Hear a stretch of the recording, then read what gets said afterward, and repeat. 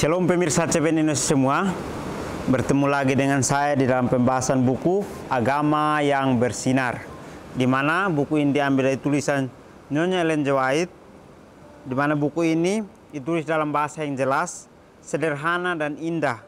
Sifatnya memberi petunjuk kepada orang yang mau membaca atau orang yang mau belajar, pengharapan sejati bagi semua orang, kegembiraan kepada orang yang larut dalam kesedihan, dan kelegaan kepada yang letih. Buku ini juga menyuguhkan kepada kita suatu cara yang lebih baik, mengungkapkan kepada kita suatu kehidupan yang lebih sederhana dan lebih manis.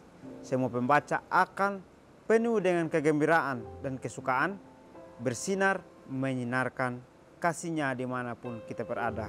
Jadi buku ini sangat menarik untuk kita pelajari, karena pada saat kita rindu untuk belajar dari buku ini, maka kita akan diberikan petunjuk-petunjuk bagaimana perjalanan hidup Yesus yang akan kita menjadikan itu sebagai teladan hidup kita.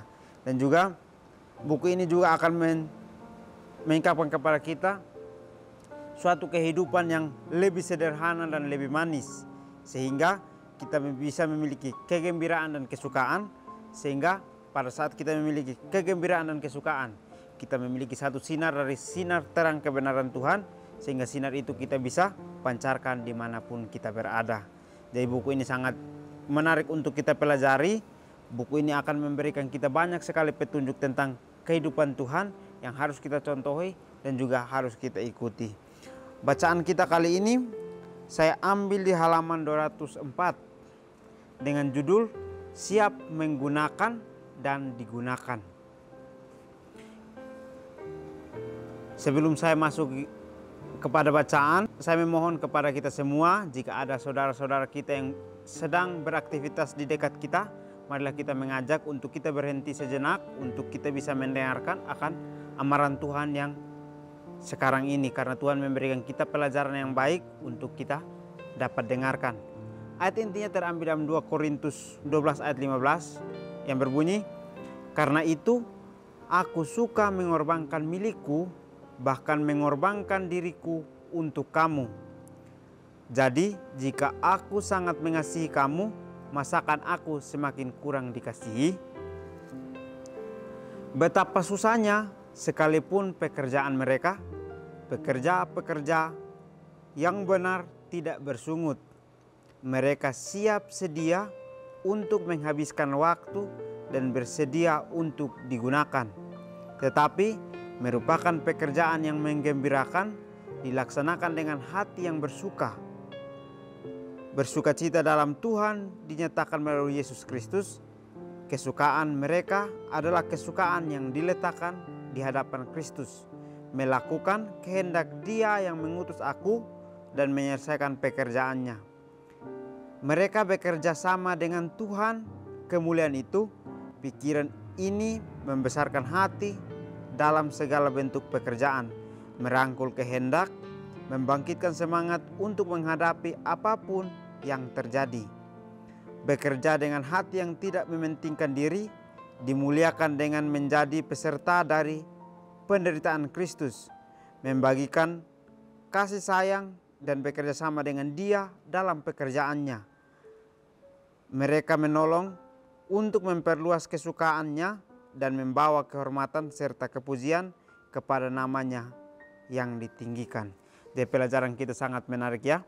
Dari judul saja kita sudah dapat mengambil kesimpulan bahwa siap menggunakan dan digunakan, yang artinya adalah kita menerima dan siap untuk kita bagikan. Bukan kita hanya menerima lalu bersenang-senang untuk kehidupan kita saja, tetapi kita harus memberi juga. Di dalam ayat inti juga mengatakan, "Karena itu aku suka mengorbankan milikku," atau aku suka mengorbankan apa yang ada dalam kehidupan saya. Jadi kita harus bersuka karena kita harus bisa mengorbankan apa yang ada pada diri kita, yang nempel pada diri kita, kita harus bisa untuk kita korbankan. Karena bukan hanya mengorbankan apa yang kita punya saja, tetapi kita harus mengorbankan akan diri kita yang sekarang ini kita punya. Kita harus bisa juga mengorbankannya. Jadi sangat menarik ya. Pengorbanan bukan hanya milik kita, tetapi diri kita juga kita harus korbankan. Inilah yang diminta oleh Tuhan di dalam kehidupan kita. Karena pada saat kita mau korbankan akan milik kita dan diri kita, maka Tuhan akan mencukupkan apa yang kita punya. Tetapi seringkali kita berpikir bahwa apa yang sudah kita korbankan maka akan datang dengan hasil yang lebih besar dari apa yang sudah kita korbankan. Ini adalah pikiran diri kita yang seringkali membuat akan iman kita tidak bertumbuh. Tetapi pikiran kita yang harus kita korbankan adalah melakukan pengorbanan yang tidak pernah memikirkan apa yang akan kembali dalam kehidupan kita. Karena mungkin pada saat kita memikirkan sesuatu yang balik, seringkali kita harapkan itu adalah membuahkan kekecewaan. Karena harapan itu tidak membuahkan hasil yang sama seperti apa yang kita pikirkan. Tetapi kalau kita mengorbankan sesuatu tanpa memikirkan timbal baliknya, maka kita akan merasa bersyukur karena kita bisa menjadi penolong buat orang yang membutuhkan. Jika aku sangat mengasihi kamu, masakan aku semakin kurang dikasihi? Jadi ini pertanyaan untuk kehidupan kita semua ya. Jadi apakah kurang kalau kita sudah dikasihi lalu kita mengasihi orang? Sebenarnya kalau kita sudah mengasihi orang, Tuhan juga tidak akan pernah melupakan kita untuk Dia kasihi, tetapi Dia akan memberkati kita lebih dengan kasih yang Dia miliki. Jadi kita tidak boleh menerima atau kita tidak boleh menggunakan saja, tetapi kita juga harus digunakan menjadi satu saluran berkat untuk kehidupan orang yang memerlukan. Betapa susah sekalipun pekerjaan mereka, pekerja-pekerja yang benar tidak bersungut. Jadi seorang pekerja Tuhan mungkin terlihat sangat susah dalam pekerjaannya. Jadi orang lain melihat bahwa bekerja bersama dengan Tuhan itu sangat susah. Bukan seperti itu cara bekerja dengan Tuhan, tetapi Tuhan meminta kita bahwa pekerja-pekerja yang benar tidak bersungut atau bekerja dengan sungguh-sungguh, tidak pernah ada kata yang membuat hatinya kecewa, yang tidak pernah membuat hidupnya merasa kurang. Tetapi pekerja yang sungguh-sungguh adalah pekerja yang tidak pernah memikirkan akan dirinya. Karena pada saat kita memikirkan diri kita, maka kita akan memiliki rasa persungutan dalam kehidupan kita. Mereka siap sedia untuk menghabiskan waktu dan bersedia untuk digunakan, tetapi merupakan pekerjaan yang menggembirakan, dilaksanakan dengan hati yang bersuka. Jadi sangat menarik ya, dikatakan bahwa seorang pengikut Tuhan berarti dia sudah siap sedia untuk menghabiskan waktunya, bersedia untuk digunakan dalam pelayanan. Tetapi itu merupakan pekerjaan yang menggembirakan untuk kehidupan mereka, sehingga mereka laksanakan dengan hati yang bersuka atau hati yang senang. Mereka memikirkan bahwa ini adalah untuk kepentingan kerohanian saya, sehingga mereka tidak pernah memiliki rasa bersungut dalam kehidupannya. Mereka selalu bekerja dengan giat, bekerja dengan sungguh-sungguh untuk melakukan satu pekerjaan yang menggembirakan dalam kehidupan mereka. Karena setiap apa yang kita terima di dalam kehidupan kita, kita harus lakukan itu dengan sungguh-sungguh. Karena itu akan menjadi buah hasil di dalam kehidupan kita sendiri. Bersukacita dalam Tuhan dinyatakan melalui Yesus Kristus. Kesukaan mereka adalah kesukaan yang diletakkan di hadapan Kristus, melakukan kehendak Dia yang mengutus aku dan menyelesaikan pekerjaannya. Jadi sangat menarik untuk kita pelajari di sini, dikatakan bahwa bersukacita dalam Tuhan melalui Yesus Kristus. Jadi kita pada saat kita hidup dengan Tuhan, maka kita harus memiliki rasa sukacita itu dalam kehidupan kita masing-masing. Karena kesukaan adalah kesukaan yang diletakkan di hadapan Kristus. Jadi yang artinya adalah melakukan kehendak Dia yang mengutus aku, atau kita melakukan kehendak Tuhan yang telah mengutus anaknya untuk datang menyelesaikan pekerjaan yang ada di dunia ini, untuk memberikan kepada kita contoh bahwa kita harus melakukan sesuatu yang sesuai dengan apa yang Tuhan inginkan, supaya kita bisa mendapatkan berkat yang Tuhan sudah pergi untuk sediakan untuk diberikan kepada kehidupan kita. Mereka bekerja sama dengan Tuhan, kemuliaan itu. Jadi seorang pekerja Tuhan berarti dia sudah memiliki satu ikatan batin dengan Tuhan, yaitu dia sudah bekerja sama dengan Tuhan untuk memiliki satu kemuliaan di dalam kehidupannya, untuk menyinarkan kemuliaan itu dimanapun dia berada. Pikiran ini membesarkan hati dalam segala bentuk pekerjaan, merangkul kehendak, membangkitkan semangat untuk menghadapi apapun yang terjadi. Jadi sangat menarik pada saat kita bekerja sama dengan Tuhan, lalu kita tidak mementingkan akan diri kita, atau kita tidak membuat diri kita sangat dikasihani, maka kita akan merasa senang pada saat kita bekerja dengan hati yang tulus bersama dengan Tuhan, karena kita akan memiliki hati yang selalu memikirkan orang lain, hati yang selalu memikirkan tentang perjalanan kehidupan Kristus, sehingga itu akan menjadi sebuah bentuk pekerjaan untuk kehidupan kita, di mana itu akan merangkul kehendak, membangkitkan semangat kita untuk menghadapi atau melawan apapun yang terjadi di kehidupan kita. Kita harus melawan dengan kuasa kebenaran, sehingga semuanya bisa kita luputkan untuk kita mendapatkan satu berkat, di mana pada saat kita hidup dengan Tuhan, kita tidak pernah memikirkan apa yang akan kurang ke depannya, tetapi kita harus bersyukur karena sekarang ini adalah tanggung jawab kita untuk melakukan apa yang akan menjadi kebahagiaan kita, sehingga hari ke depannya Tuhan akan menyediakan kegembiraan yang sama juga. Bekerja dengan hati yang tidak mementingkan diri dimuliakan dengan menjadi peserta dari penderitaan Kristus, membagikan kasih sayang dan bekerja sama dengan Dia dalam pekerjaannya.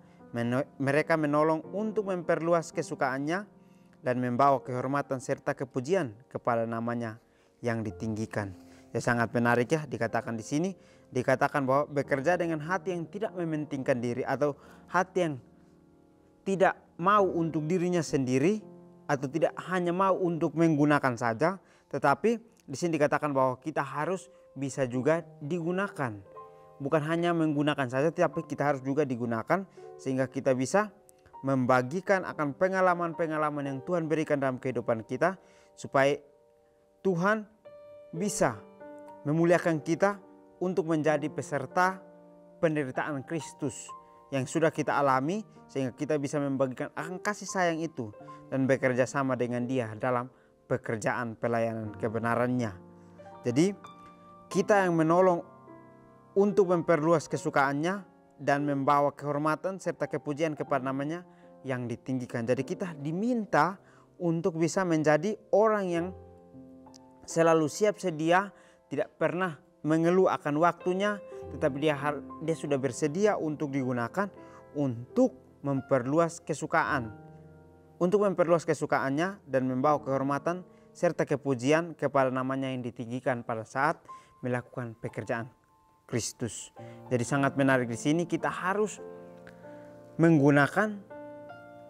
siap menggunakan dan digunakan, yang artinya adalah kita siap untuk menerima dan juga kita harus bisa untuk memberi. Inilah yang dapat kita pelajari, bahwa kehidupan Kristus bukan sebagai satu wadah untuk menjadi penampung saja, tetapi penampungan itu kita harus, pada saat sudah penuh, kita harus bagikan kepada penampungan yang lain, sehingga semuanya bisa terisi penuh kuasa yang Tuhan berikan itu. Jadi kuasa yang Tuhan berikan kepada kita pada saat sudah penuh akan kuasa itu, maka kita juga harus bagikan kuasa itu kepada orang lain, supaya orang lain juga merasakan hal yang sama. Karena pada saat orang merasakan kuasa Tuhan, maka mereka juga akan bersuka cita pada saat mereka mendapatkan kuasa itu daripada Tuhan. Inilah roh dari segala pelayanan yang sejati bagi Tuhan. Dan betapa singkatnya pelayanan kita atau pekerjaan kita yang bersahaja jika dalam iman yang sederhana kita mengikut Tuhan. Kita tidak akan dikecewakan mengenai pahala. Kebahagiaan akan menjadi balasan rahmat bagi orang yang telah bekerja bagi Tuhan, dan iman yang sederhana disertai kasih. Seri Membina jilid 5 halaman 310 dan 311. Baik, di akhir pelajaran kita sangat menarik ya. Dikatakan bahwa inilah roh dari segala pelayanan yang sejati bagi Tuhan. yaitu adalah roh tidak mementingkan diri, roh yang selalu berpikir bahwa waktu Tuhan yang terbaik, sehingga dia siap sedia untuk digunakan di setiap apapun yang terjadi. Dia akan selalu siap sedia untuk menjalankan pelayanan Kristus, untuk menjadikan kehidupannya sebuah kesukaan, kegembiraan untuk dirinya sendiri, bahwa dia bisa melakukan pekerjaan Kristus. Dan betapa singkatnya pelayanan kita dan pekerjaan kita yang bersahaja jika dalam iman yang sederhana kita mengikuti Tuhan, mengikuti Kristus, kita tidak akan dikecewakan mengenai pahala. Jadi seringkali kita lihat di sini bahwa orang yang mau mengikuti Tuhan, dia merasa bahwa pada saat dia mengikuti Tuhan, dia meminta sesuatu daripada Tuhan, Tuhan langsung kabulkan.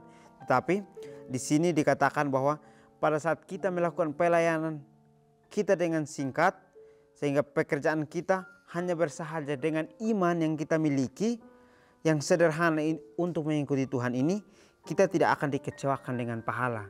Jadi pada saat kita serahkan hidup kita sepenuhnya kepada Tuhan, kita menggunakan iman kita sebagai ujian pertumbuhan kita, maka kita tidak akan pernah kecewa dengan pahala yang Tuhan berikan. Karena kita akan merasa bersyukur dengan berkat yang Tuhan berikan dalam kehidupan kita. Karena pada saat kita bersungguh-sungguh melakukan pelayanan dengan iman kita, maka kita akan merasakan satu kesukaan bisa bekerja sama dengan Tuhan.